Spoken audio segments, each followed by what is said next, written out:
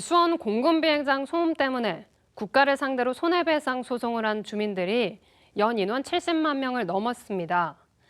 소송 건수만 140건에 달하고 지금도 20여 건의 소송이 진행 중인데요. 군공항 소음 피해를 보상할 법률을 만들어야 한다는 목소리가 높아지고 있습니다. 박일국 기자입니다. 수원시 세류동에 살고 있는 양흥석 씨는 지난 15년 동안 거의 매년 소송을 진행해 왔습니다. 집 주변에 있는 공군 비행장 때문입니다. 양 씨는 전투기 소음 피해를 겪고 온 주민들과 함께 변호사를 구하고 5년에 한 번씩 같은 소송을 되풀이해 왔습니다. 1억 원 이상 들어가는 소음 측정까지 매번 되풀이하면서 승소를 해도 걱정입니다. 3년씩이나 걸리는 소송 기간 때문입니다. 빨라야 3년 6개월이 걸리는데 그러다 보니까 이사 가는 사람, 사망자, 행방불명된 사람, 심지어 외국으로 이민 가는 사람들 이런 여러 가지 문제가 대두되는데 이같이 전국에서 군공항 소음 피해를 입고 있는 주민들이 수원에 모였습니다. 국가 보상을 법제화하기 위해서입니다.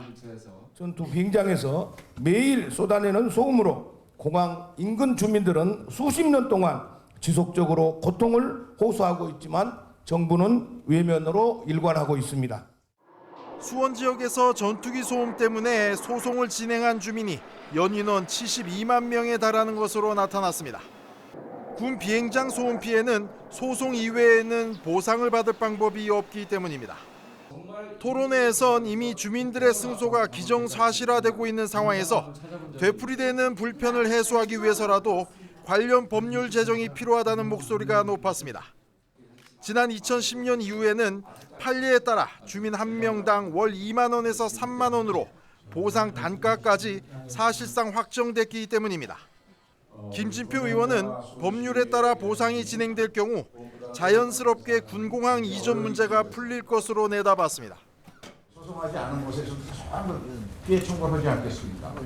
그렇게 되면 대통령이나 경제부총리나 국방부 장관이 도저히 군공항을 이전하지 않고는 견딜 수가 없을 겁니다.